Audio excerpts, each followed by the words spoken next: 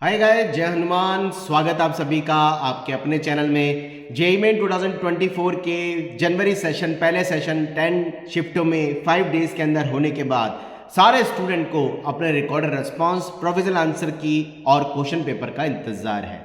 और ये आपके रिकॉर्डेड रेस्पॉन्स, क्वेश्चन पेपर और प्रोविजनल आंसर की कभी भी रिलीज किए जा सकते हैं। हालांकि आज लेट नाइट तक आने के चांसेस हैं, लेकिन अगर आज नहीं आए तो कल आने के पूरे चांसेस हैं, क्योंकि जब तक ट्रेंड देखने को मिला है जेईई मेन का कि कम से कम 3 से 4 दिन के गैप के बाद ही आप सभी के रिकॉर्ड रिस्पांस, प्रोविजनल आंसर की रिलीज की जाती है।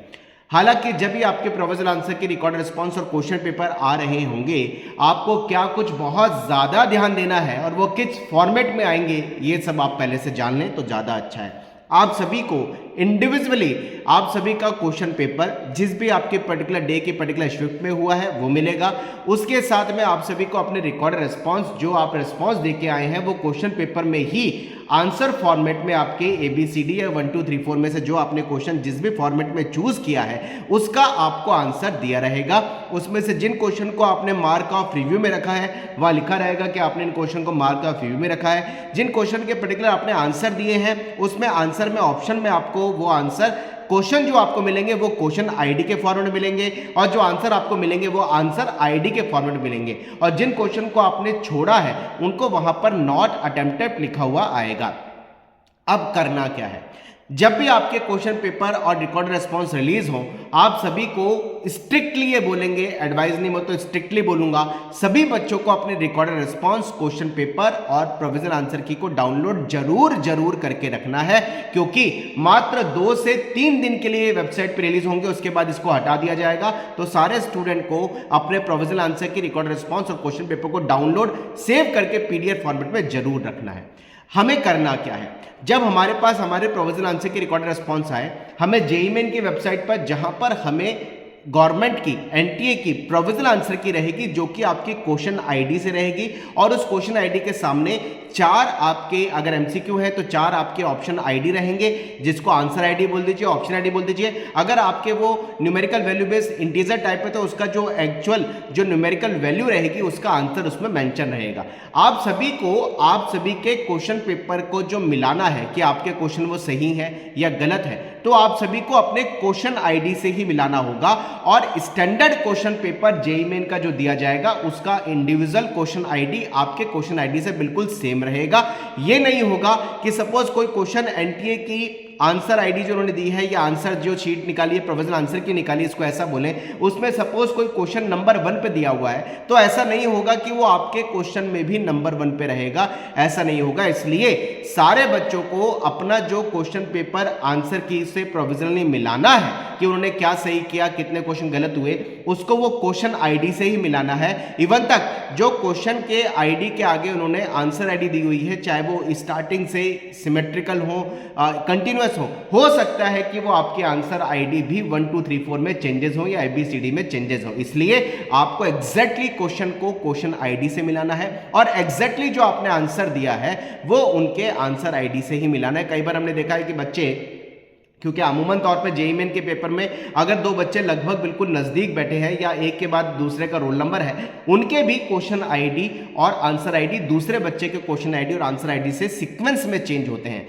इसलिए सीक्वेंस में चेंज रखा जाता है कि चीटिंग आपस में ना हो। सपोज किसी बच्चे के पास में पहला क्वेश्चन आया, दूसरे बच्चा जो उसके जस्ट पास में भेजा है वो उसके पास में वो पहला क्वेश्चन हो सकता है 7 8 नंबर पे हो, उसकी जो 7 पहले क्वेश्चन की आंसर की जो सीक्वेंस है, जो एक्चुअल सही आंसर है, हो सकता है वो 3 उसका नंबर हो सकता है कि उसके पास बैठने वाले बच्चे का वो 4 नंबर पे हो। इसलिए हमेशा जब आपकी क्वेश्चन आईडी के क्वेश्चन प्रोविजनल आंसर की रिलीज होगी तो आप सभी को record response particular question ID से और उस क्वेश्चन आईडी का जो आंसर आईडी गवर्नमेंट NTA ने दिया है उस आंसर आईडी पे आपका आंसर क्या हो रहा है, आपको दोनों को मैच करना होगा। वो सीक्वेंस क्वेश्चन पेपर की और सीक्वेंस आंसर की हमेशा हर किसी बच्चे की चेंज होती है, ताकि वो आपस में कोई चीटिंग ना हो। तीसरा आपको क्या करना है, अब आपने अपने रिकॉर्ड रेस्पॉन्स को प्रोविजनल आंसर के से मिला लिए। अगर आपको लगता है कि कोई क्वेश्चन को आपको NTA ने आंसर अलग दे रखा है, आपका आंसर अलग आ रहा है, आप सभी को अपने एकेडमिशियन से बात करनी है। अगर आपको लग रहा है कि इस क्वेश्चन के आंसर जो दिया है उसको आपको चैलेंज करना है तो उसके लिए आपको 3 दिन का टाइम मिलेगा और पर क्वेश्चन में आंसर की प्रोविजनल आंसर की को चैलेंज करने के लिए 200 रुपीज आपका चार्ज लगेगा जो कि नॉन रिफंडेबल है। अब इंडिया में अगर कोई बच्चा उस पर्टिकुलर क्वेश्चन को चैलेंज कर रहा है और आपने नहीं किया और वो क्वेश्चन एनटीए ने एक्सेप्ट कर लिया, तो अगर वो आंसर आपका ठीक होगा, भले आप चैलेंज करें या ना करें, आपका वो आंसर सही माना जाएगा।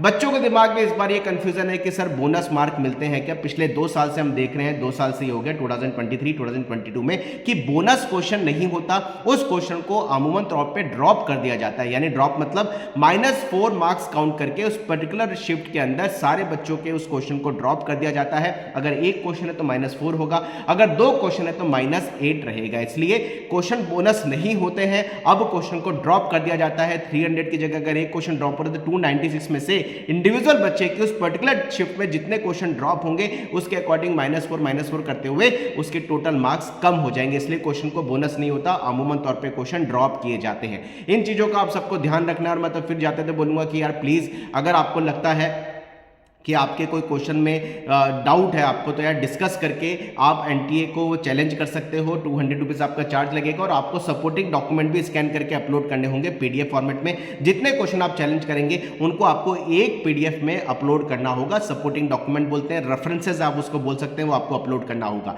इस बार जो अभी तक एकेडमिशियन का फीडबैक है, मैं जनवरी की पहले बात करता हूँ। जनवरी में लास्ट में देखा था कि जनवरी में प्रोविजनल आंसर की में कोई क्वेश्चन को ड्रॉप नहीं किया गया था, और जब फाइनल आंसर की रिलीज की तो 3 क्वेश्चन ड्रॉप हुए थे और अप्रैल आंसर की में 9 क्वेश्चन ही ड्रॉप हुए थे। प्रोविजनल आंसर की में 9 क्वेश्चन ही अप्रैल आंसर की में हमने देखा था, अप्रैल सेशन में लास्ट ईयर देखा था कि फाइनल आंसर की में ड्रॉप हुए थे। तो लास्ट ईयर ऐसा हुआ, जनवरी में कोई क्वेश्चन ड्रॉप नहीं हुआ, वो प्रोविजनली, लेकिन जब फाइनल आंसर की रिलीज करी चेंजेस होने के बाद, चैलेंजेस के बाद, उसमें 3 क्वेश्चन को ड्रॉप किया गया था। इस बार अभी तक जो इंफॉर्मेशन निकल के आ रही है कि केवल और केवल जो रिड्यूस सिलेबस के अलावा जो ड्रॉप आउट सिलेबस किया गया था उसमें फिजिक्स में कुछ क्वेश्चंस आए, ऐसी इंफॉर्मेशन आ रही है। अब देखना ये होगा कि जो क्वेश्चन सिलेबस के बाहर से आए हैं, क्या एनटीए उनको ड्रॉप आउट करती है या फिर उनको कैलकुलेशन में लेके आती है, टाइम में बताएगा। चलिए guys, wish you all the best. जैसे आंसर की प्रोविजनल आंसर की रिकॉर्ड रिस्पांस रिलीज होगा, आपके बीच हम सबसे पहले इंफॉर्मेशन रिलीज करने की पूरी कोशिश करेंगे। Jai Hanuman, bye bye, thank you, मेहनत करते रहिए।